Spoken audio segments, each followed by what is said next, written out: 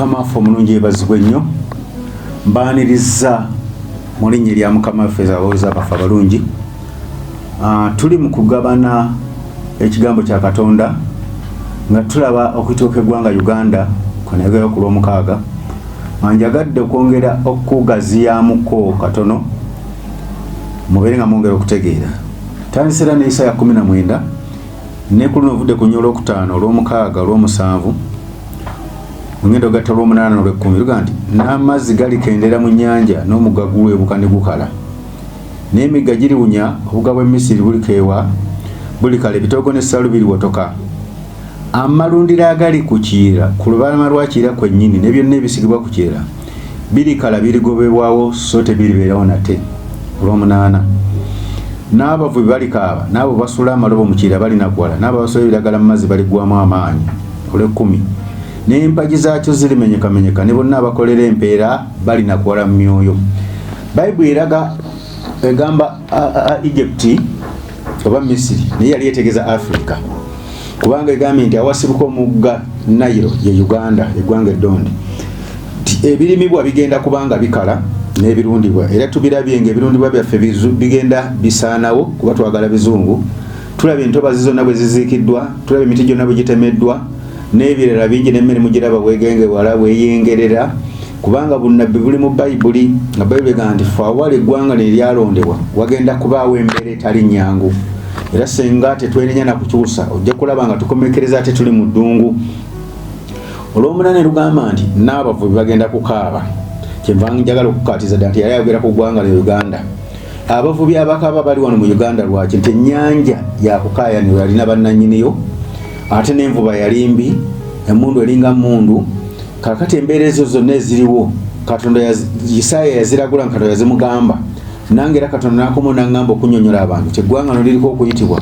Katonda alinako ensonga lwaki alyagala okuliyita, kuba buno obubonero we buli obulaga nti Uganda abavubi bakaaba. Olw'ekkumi noga nti empagi zigenda kumenyekamenyeka, n'abakolera empeera okunakola mu myoyo. Empagi nga Katonda ategeeza ekintu kye weesiga, nga bwoga ntadde wano empagi ewanirira ekisenge. Kati nga Katonda ebintu buli omu kyesiga naddala wano mu ggwanga Uganda eddonde, buli omu alaba takyakisobola. Bizinensi olaba bwe zigenda, gavumenti olaba ebyenfuna bitambula. Kyabaga nti buli omu kyesiga Katonda agenda kimenya, abantu baba bakottaka, abantu babakola bwe bati. Ebyo byonna bina Katonda ajjeewo ebyo ebintu kubanga buli muntu yeesiga ebintu ng'ayagala tumukyukire kuba ayagala tumuweereze. Kyabaga nti empagi zigenda kumenyekamenyeka. N'agamba nti n'abakolera empeera okunakuwala mu myoyo. Era mu ggwanga lyaffe Uganda bw'owulira abakozi b'empeera buli wamu banakuwavu, abasomesa, abasirikale, abalamuzi n'abalala bangi. Empeera yaabwe babba nzibe, bo ne beegabanya bali mu buyinza, bano bo ne bakaaba. Naye nga kirimu omukono gwa Katonda, abantu singa bategeera ti ne Katonda alinamu omukono. Katonda anoonya ffe kwenenya, kyovudde atulekera ababbi abayitirivu, n'atulekera gavumenti enzibye empitirivu. Abalimu bonna ne babeera babbi beereere, kubanga ekyo kimanyiddwa buli wamu. Naye nga Katonda akinamu omukono nti bwe tunenenya ne tutuuka nitudda gy'ali, nabo bantu bakwenenya na kukyuka, kuba buli omu Katonda amwetaaga okwenenya. Kyavudaga nti n'empagi zigenda kumenyekamenyeka, n'abakolere bw'obanga oliyo ng'onakuwadde mu g'abasomesa mbabuulira, abasawo, abapoliisi n'abalamuzi n'abalala bakabira empeera naye gye mukola mu makampuni nawa musooke mukyukire Katonda, kuba wataliwe kukyukira Katonda ebirala temujja kubisobola, ne muneekalakaasa ne munaakola mutya okujjako okukyukira Katonda, okumanya Mukama kyatugamba okukola. Nammwe abavubi, kuba envubi badde mbi, ate abavubi tebasinza Katonda, balina ebintu basinzasinzeeyo ku nnyanja. Kati embeera ye eriwo, tebulaba nti ne bannansi ebyennyanja tebasobola kubigula kubirya, kulya bigumbagumba ngambwa. Naye ng'embeera eno singa tugitegeera nti ne Katonda alinamu omukono, ekikulu twalibadde tudde eri Katonda, so si kutunuulira abakulembeze, si kutunuulira bano, si kutunuulira abali, tusooka tujjukira Katonda, Katonda n'atusaasira ne tutereera. Niŋŋambye ngenda kwogera ku lunyolo 19 olukakasa nti Uganda eno Katonda atwetaaga, lugamba nti ku lunaku waliba ekyoto eri Mukama wakati mu nsi y'e Misiri, n'empagi eriba ku nsalayo yayo eri Mukama.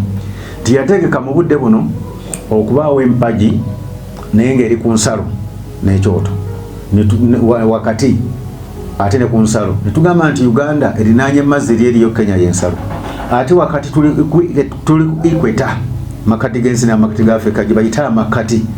Uganda bweri ddala eri wano kayawe Katonda agamba wajja kubawo ekyoto n'empagi Katonda anoonya engeri gye tunaakwataganamu okufuuka empagi okukola omulimu gwe n'ekyoto okuweereza okwawamu kubanga ekifo tukitandiseeko ekkanisa nga 40 nga tukolera wamu n'abalala banategeera bajja kugenda batwegattako tutandike okukolamu eki Katonda kyayita empagi n'ekyoto ekyo Katonda kyayagala abantu wabeewo okwegatta wabeewo okukolera wamu wabeewo okuyimirira tudde tuwanire omulimu gwe kubanga tuli ggwanga ddonde fe abaddugavu mu Isaaya bwe nnyonnyola nagambe ngenda kugattako ne Isaaya 27 naye nginyonnyola empolampola olunyolo 12-13 nga lwogera ku baddugavu naye nga tuli omusaayi mu Isirayiri lugamba nti Isaaya 27:12-13 awo olulituuka ku lunaku luli Mukama ali ku muntu okuva ku ntaba z'omugga okutuuka ku mugga gw'e Misiri mulikungula kinoomu mu abaana ba Isirayiri yagamba Bayibuli egamba olulituuka bategeeza mulembe gusembayo guno Katonda agenda kujja ng'alonda abantu okutugatta awamu okukolera awamu wawo ne mawanga amalala gali mu Afirika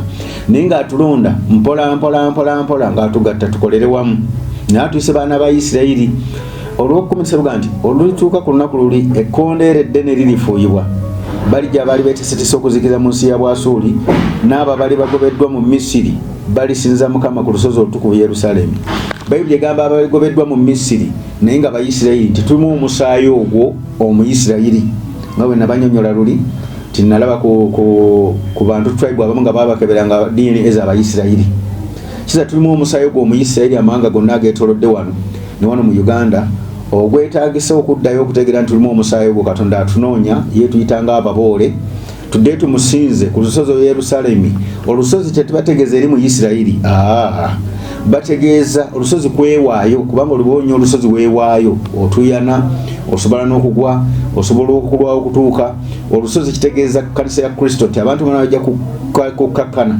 bajje bawulize ekigambo kya Katonda tyoke tuweereze Katonda abalokole n'abatali baki balokole kuba kanagala tudde tumuweereze nga bannayuganda era bannayuganda ekimu ku kitubonyabonya nziramu nkibakalaatira si kirala wadde bingi ebitubonyabonya naye Katonda atunoonya bwe tunaaba tetuwuliza ddoboozi lyagamba ne bwe tunaakola tutya President Museveni w'ekitiibwa baanunula eggwanga naye kati kyasobola kuliteeza ne bwakola atya bakabaka tebagenda kuteeza ggwanga ne bakola batya amagye tegagenda kuteeza ggwanga ne bagakola gatya ebibiina tebigenda kuteeza ggwanga ne bikola bitya abasaba bonna nga tebategedde kyakola teri ajja kutereeza ggwanga lino okuggyako nga tuwuliriza Katonda kyatugamba kubanga atutaddeko omukono ogw'amaanyi ayagala tumuweereze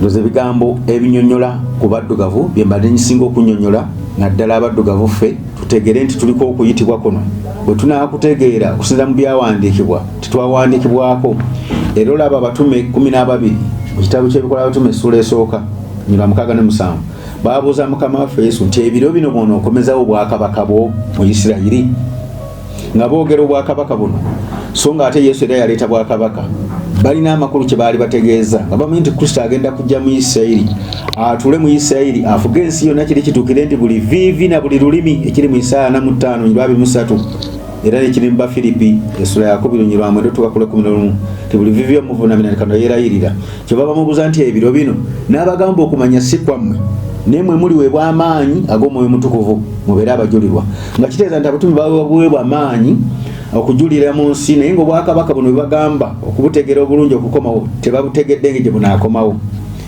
naffe era wadde tuweebwa amaanyi ag'Omwoyo Mutukuvu naye ate ffe twaweebwa ekisanga bannayuganda nti obwakabaka bugiyitidde eno mu Uganda obugenda okuvuunamya ensi yonna okuginyeenya okulaba ng'ekkakkana wansi okulaba ng'ewulya Katonda kyagigamba Bayibuli kyeva egamba mu Zabbuli 10:10 nti tula ku mukono gwange ogwa ddyo okutuusa nassa wansi abalabe bo nga kitegeeza Kristo ke yagirinnya mu ggulu atudde ku mukono gwa ddyo gwa Katonda okutuusa nga abalabe bakkakkaje wansi abalabe be bantu abatawa Katonda kitiibwa kitegeeza nti embeera ejja kweyongeranga mu nsi bwe neeyongeranga abantu bajja kukkakkana nga babuuza ekyokukola agantula ku mukono gwa ddyo abalabe ffenna ababadde abalabe tukyuke tukkakkane wansi Katonda yenteekateeka gy'alina era Yesu ne kiva mu kamwa ke bwe baamubuuza ekibuuzo kiri ate mu Matayo 20:43 n'annyonnyola n'agamba nti obwakabaka bugenda kuweebwa eggwanga eddala kannyonnyole ekigambo eggwanga lino kanakyo nkisome ekinnyonnyole kubanga bw'osoma abalokole libeera ggwanga lya Katonda ne wano siri yali ategeeza kubanga bwe singa ali ategeeza lino kitegeeza Abayisirayiri bo teriyo balokoka nabo gye bali abalokoka kuba tuli ggwanga ddonde lya Katonda ffenna bwe tubeera abalokole. N'ekyo si yali ategeeza eggwanga lyennyini ng'ategeeza Uganda. Olwanamusa kyeva mbagamba nti obwakabaka bwa Katonda buli baggyibwako buli weewa eggwanga eddala eriba libala byalyo. Abantu be yali ayogera nabo Peetero bamubuuza baali balokole ng'era ggwanga lya Katonda. Naye ng'ategeeza okufuga kuno kw'omulembe ogusembayo nti kugenda kutandikira mu ggwanga ddala eggwanga Uganda eddonde. Tibwe tunaategeera ekyokukola amanga gonna gagenda kutulaba nga Katonda atusukkulumizza ng'enjiri ey'oluvannyuma efulumidde mu ggwanga Uganda egenda okuteekateeka ensi n'ogitereeza. Kristo kubaga nti buli vivi lyamuvunnamira nga kitegeeza nti Kristo tanaba na kutuuka kudda ku nsi kunona kanisa kubanga agamba nti buli vivi lya kumuvunnamira na buli lulimi. Tanatuusa kudda ku nsi ne bw'oyagala otya. Akyalina enteekateeka ey'okuleeta embeera mu nsi okulaba nga buli muntu amuvunnamira, kulaba buli muntu ng'embeera emulemesa ng'akkiriza ebigambo bya Katonda ng'asula ebigambo ebirala byonna. Eyo enteekateeka ya Katonda. Era agamba nti enjiri erimala kubuulirwa amawanga gonna nga n'amawanga agamu tegannaba na kufuna njiri. Kitegeeza Kristo n'alyoka adda. Kati enjigiriza eno eya theology erimbalimba abantu n'ebabuzaabuza ne batamanya byawandiikibwa ne bakyama. Kristo okudda kwe buli vivi limala kuvunnama, buli ggwanga limala kubuulirwa njiri. Kyabagamba nti tuula ku mukono ogwa ddyo okutuusa lunassa wansi abalabe bo. N'agamba buli vivi ligenda kunvunnamira na bulimi okunjatula, nga kitegeeza nti embeera ekyajja nnyingi nnyo mu nsi okutuusa nga abantu ffenna tuvunnamye, tuusa nga abantu ffenna tusudde Katonda by'atayagala. Kangendeko mu kitabo eky'Ebbulaniya nkulage ensi yonna kubanga abamu bamanyi nti Katonda wadde njogedde ku ggwanga Uganda ne Katonda kyalina nteekateeka ku nsi yonna. Kitabo ky'Ebbulaniya essula 12 olunyiriri 25 luga nti mwekuumenga obutagaana ayogera kubanga bali bwe batalokoka abamugano yabalabula ng'ayima mu nsi ffe abakuba tulabula ng'ayima mu gutusinga nnyo obutalokoka. Bayibuli erabula ng'enkulabula gwampuliriza weekuume nnyo okuwulira omuntu ayogera eri obulamu bwo oba taatawo mukyalawo maamawo mwanawo mufuzi mutamiivu mulalu kabaka na buli muntu yenna bamusumba. Oleme kugeraganya mu bantu twali tulowooza nti yayogera bamumanyi nnyo. Ebyo biveeko byamumanyi nnyo, biveeko nti yasoma nnyo, biveeko nti alina emmundu, biveeko nti alina ssente. Katonda ayogeza omuntu yenna eri obulamu bwo. Wuliriza ebigambo ayogera bikuleetera obulamu. Katonda yaba amukozesa kubanga kyawandiikibwa nti ngenda fuka Omwoyo Mutukuvu eri abaddu bange n'abazaana bange ne ku balala. Kitegeeza n'abali mu nsi Omwoyo Mutukuvu ayiteyo n'ababulira ebigambo n'akubulira ng'akuluŋŋamya. Wuliriza nnyo ebigambo ebyo bikuyambe oleme kufuna mitawaana. Obulokozi buli bwa mirundi ebiri. Okulokoka kuno kutakkiriza ogenda mu ggulu naye naawe lyakubulira ekigambo ekikuwonya embeera buba bulokozi. Ng'oli bwagamba togenda waliwo ekinnya gwe bw'ogenda n'okigwamu Katonda takusaasiraga nayise bu muntu n'enkubuulira gwe n'owalaza empaka. Kati weekuume nnyo ebigambo byenjogera kati obulaba nga byabwa Katonda bigoberere. Totunuulira omusajja abadde tamanyiddwa, totunuulira oba afaanana atya. Gwe wuliriza kigambo kikugambibwa kyabwa Katonda. Olwabiri mu 6 eyakankanya ensi n'eddoboozi lye mu biro 2 ne kaakano yasuubiza ng'ayogera nti ekyasigadde omulundi gumu ndinyeenya si nsi yokka naye n'eggulu. N'ekyo ekyasigadde omulundi gumu kitegeeza okugibwa kw'ebyo bikankanyizibwa ng'ebyakolebwa ebitakankanyizibwa biryoke bibeerewo. Ti Katonda yategekayo omulundi gumu gwagenda okunyeenya eggulu n'ensi. Kyavaga nti yasuubiza nti esigaddeyo omulundi gumu ngenda kunyeenya eggulu n'ensi. Eggulu kitegeeza ki n'ensi? Ebigambo bino bya mwoyo si bya mubiri. Yali tetegeeza ggulu liri linyenye oba n'ensi eno tulabe nga n'amayumba gayuuga. Eggulu kitegeeza balokole ab'omwoyo ekkanisa ya Kristo. Ensi be bantu abasigadde. Kati Katonda enteekateeka gy'alina ali mu kunyeenya ensi yonna abantu abatali balokole n'abalokole abanyeenya. Era ojja kwekanga wano mu Uganda tuli abasajja abeeyita ab'amaanyi ne mu nsi endala tokyawulirayo awoza nti w'amaanyi. Covid bwe yajja buli muntu yamumala amaanyi kubanga abasuba baali bajjewo Kristo nga bo be bafuuse bakatonda bawuza abasajja b'amaanyi bakyala b'amaanyi. Nedda Kristo yateeka okuba ow'amaanyi ffe tuli baweereza. Mukama mulungi yeebazibwe. Kakati ebyo byonna binakana bayagala okumenya waga nti ngenda kumenya nga nzijawo ebyazimba ebitali bya Katonda. Ebintu bye tubadde tuzimbiddeko ebitali bya Katonda bwe wazimbira ku Katonda agenda binyeenya abimenye. oba obugagga wabuzimbira ku kusaddaaka ojja kulaba bujja kutuuka ekiseera bukulemerere, oba wabuzimbira ku bubbi ojja kulaba nga butuuse ekiseera osesema buli kintu kyewabba kyavanga ningenda kunyeenya eggulu n'ensi. Obadde weesiga mundu ojja kulaba nga n'emmundu tekola.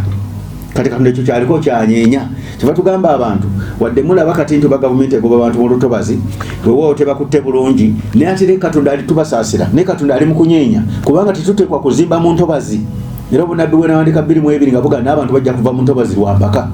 Bwe baana gavumenti wezinaalemwa Katonda ajja kuleeta amazzi gajja kubajjayo gasobola n'okufubutuka wansi ne gabajjayo. Katubakubiriza bw'obanga oli mu lutobazi ng'okyana omukisa ogusobola okuzimba awantu awalala sala amagezi oveemu. Wadde batandikidde ku bantu banaku bo tebasookera ku byabwe n'ebyabwe Katonda ajja buli kintu kijja kuva mu lutobazi kuba Katonda ayagala ensi eddebo yagituwa nga agiwa Adamu ti njagala ensi ogirabirire ogikuume. Tulina okulabirira ensi mwe tubeera kuba ensi ya Katonda si ya muntu. Kyabanga nti ngenda kunyeenya kati bye wazimbirako babusamize Katonda agenda binyeenya oba bibbe Katonda agenda binyeenya. Obufumbo oba tebuli mu nkola ntuufu Katonda ajja kubunyeenya. Mwabasomesa namwe mbakubiza abasomakulu b'amasomero n'abasomesa mutubba nga musaba liimu ne musaba buli kintu kyonna ne mubitwala Katonda ajja kunyeenya mulabe nga muli mu mitawana gye mutalabangako ne muteeka amasitowa ne mutunda ebintu nga ne Ministry of Education tafa nayo. Mukama mulungi yeebazibwe kuba buli omu ali mu kukola kyayagala. Mwe bamemba ba Parliament nammwe tubakubiza ab'ebitiibwa mutandike okuteesa ebintu ebigasa ensi so si kulaba nti omuntu afudde ne mulyoka musayiisa obumbi ne mufune ebyokulya. Abantu bakaaba mutandike buli omu otandika okwenenya abafuzi mwenna naddala mu ggwanga laffe Uganda kabaka ndalyagala mukumwekuba emitima efuga ekyuke ebere yakuteesa ebere yakukkaanya. Emundu erina wejja okukoma nga tekyalina kyeyinza kukola kubanga emundu weneebeerawo okufa kusobola okujja kawumpuli asobola okujja nga emundu tekyakuyamba. Endwadde Katonda agenda okuleeta mulimu ezigenda okusanyalaza abantu nga tesasobola kubaako kyakwata. Mulimu emirire egigenda okubanga gibaaka abantu mu mitwe ng'abantu buli kiseera awulira muliro ekiseera awulira asanyaladde. Kati ekiseera kino kye tulimu Katonda atugamba kudda kwenenya kubanga ali mu kunyeenya nsi naggulu ayagala buli kintu kiddemu kitereezebwe. Simanyi musingi ki gwe wazimbira bintu byo nenze nkubuulira oba wasaddaka ku bantu watta ku bantu wayiwa emisaayi oba obadde obikolera mu busamize eyo wenenye mangu oveeyo tukubuulire ekyokukola otereeze ebyo badde okyamizza. Oba ekkanisa wagitandikira mu bulimba ng'olowooza efuna ssente byenenye mangu eyo Katonda agenda ginyeenya agimenyewo. Oba wagitandika ku magezi go nti kubanga wasoma nnyo Katonda leero wakunoonya mu mwoyo taliiko baasoma na bataasoma. Buli abadde alowooza munasoma nnyo theology bantikidde madigu n'ebbaluwa ebyo tebigenda kukola. Katonda tugenda munoonya mu mwoyo n'amazima olabe nga buli kimu kikulemeredde kivola buli wamu wanyeenya buli kimu kinyeenyezebwa. Obwakabaka buli we buli wano mu ggwanga Uganda obwakabaka bafu tubwagala naye nabo buli mu kunyeenyezebwa lwaki tibakabaka baatusooka obwakabaka baabuzimbiranga mu kuyiwa misaayi babuzimbiranga mu fugabbi nga abantu banyigirize. Kati kyekiseera abantu balaba bulabi nti eggwanga litambula bwetyo livudde mabega n'okunyigiriza abafuzi bonna tebutandikidde mu budde buno. Kati ekiseera kati kyakwenenya kutabagana kusonyiwagana kuba Katonda kyatugamba eggwanga ni Mukama alironze naye nga Katonda ali mu kunyeenya ensi n'eggulu ne tugamba nti eggulu be balokole n'ensi be bantu bonna. Bw'oba oli mulokole tandika okukola risaaki bulungi ojja kulaba nga buli omu embeera emunyeenya.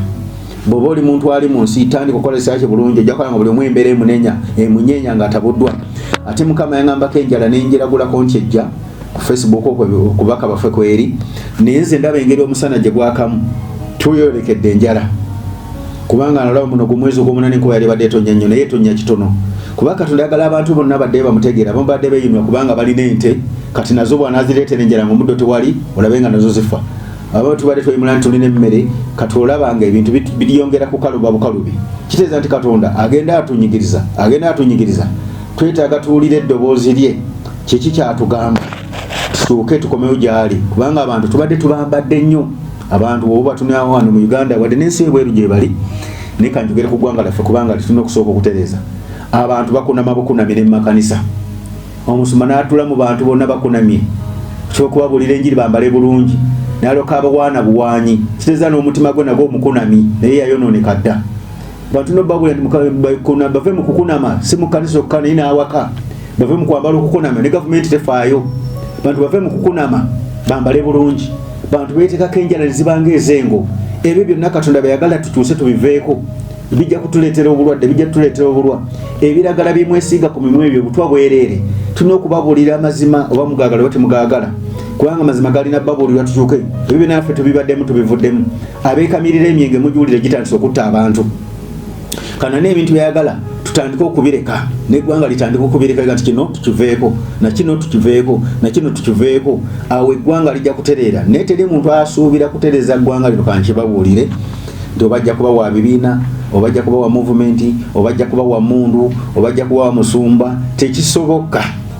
Kijja kusoboka nga abantu bawuliriza ebigambo bino eby'omulembe ogusembayo tibannange tugenda kukola tutya. Ekyokukola tukimanyi tujja kubabuulira.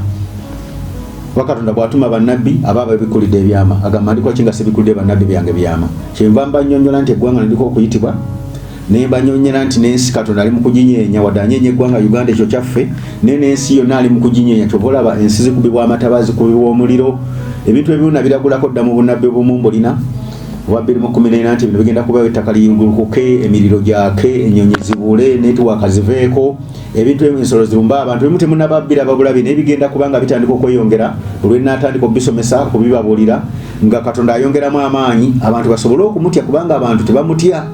Basinga kutya sitaani, basinga kwagala kugulumiza sitaani.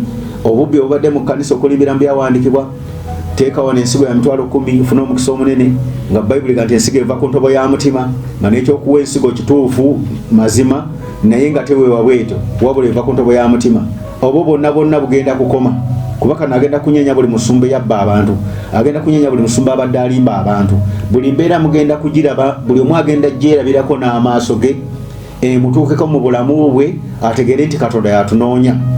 Obanga oliyo ng'obadde oli mweza mulokole, essaawa eno yakuddamu kwenenya buto, kuba Yokaana yatandika okubuulira enjiri yali abulira Abayisirayiri bennyini abaweza Katonda nga bagudde baddangamu buto kwenenya. Kati omusumba mpuliriza, oluganda mpuliriza wenna osobola okwatula ebigambo nti ayi Yesu, mpulidde ebigambo ate eby'omulembe ogusembayo, nenenya mbadde mpeereza mu butamanya, nsaba onsonyiwe, nsaba okudda obujja nange negatte ku mukutu ogwo, negatte ku mulembe ogwo, tukole tutereze ebyo byonna ebadde byasoba. Ne Mukama ajja kukusonyiwa gweyenenyeza, atakaganyaza mutima gwo. Naawe atannaba kulokoka, Katonda ayagala olokoke weenenye, kubanga Yesu yafiirira boonoonyi. Osobola okwenenya ebibadde otambuliramu byonna ebitali bya bwa Katonda, noga nti ayi Yesu, mpulidde enjiri olunaku olwaleero ne bannayuganda baatuyita, ne nange njagala kukuweereza, saba onsonyiwe ebibi byange, osambule amannya gange mu kitabo ky'okufa, ogawandiike mu kitabo ky'obulamu. Bw'ayatudde ebigambo ebyo, erinnya lyo liba ligiddwa mu kitabo ky'okufa n'eteekebwa mu ky'obulamu. Kati oba weegasse ku mugendo gwa Kristo, gukubiriza oyongere okuwulizanga ebigambo bino, tusobole okugenda mu maaso, tusobole okwegatta okukolera awamu. Abo abakyagaanye gw'ogira obalekera embeera yo ejja tena gwegenda kutaliza, naye abakkiriza tujja kukolera wamu, tusobole okubanga tujjewo omulembe guno ate tutambuze enjiri mu mawanga gonna ey'obutuukirivu. Kubanga Katonda ayagala omulembe ogusembayo nga gwa butuukirivu, nga buli kimu tukivuddemu byonna bye tukola olw'obutamanya. Katonda asonyiwa boonoonyi n'abasonyiwa ate bakomawo gy'ali. Era kyovula nti abayise bw'oba bagenderedde, Katonda bwe yalokola mulembe gwo nga bakyami, ate yalondanga abantu bali eyo, teyalonda bali nnyo kubanga baali bagulumidde. Teweeyunula nnyo okulaba nga basumba bo bajeemi basigadde bakakanyadde olw'okuba bafunye ssente n'ebitiibwa, ate bulanga Katonda abantu abalabo balokose nga abantu abalala bategedde amazima ne bagenda mu maaso. Ebyo byali bibaddewo dde bw'osoma Bayibuli. Katonda tatera nnyo okukozesa abantu babaddewo, oluusi baba bakyalowoleza mu bitiibwa, mu ssente ze balina, okusoma kwabwe, naye Katonda tatunuulira asoma na tataasoma. Ye Katonda yalina amagezi gonna, asobola okugawa n'ataasoma n'aweereza, ate ne yasoma asobola omuwa amagezi, kubanga gali amagezi amasome si ge ga Bayibuli, si ge g'omwoyo, si ge g'obwa Katonda. Amagezi g'obwa Katonda malala. Kyenva mbakubiriza bannayuganda nga mmaliriza, mbakubiriza bw'owulira ebigambo bino baako gw'otegeeza abeerenga ku TV eno, awulire enjiri eno. Baako gw'otegeeza ne bw'aba ayagala kusasula TV tufune essaawa nnamba, asasule tusomese abantu. Oba ne radio nga wetusomese abantu tusobole okutegera ekyokukola. Nze mmanyi Mukama ajja kutusonyiwa, kyava ayogera eri obulamu bwaffe. Nanga nkozesa bukozesa ng'omuddu atasaanidde, era mbasabira omukisa mu linnya erya Mukama waffe Yesu, mubeere bulungi ate mutulinde olw'omukaaga olujja. Amiina.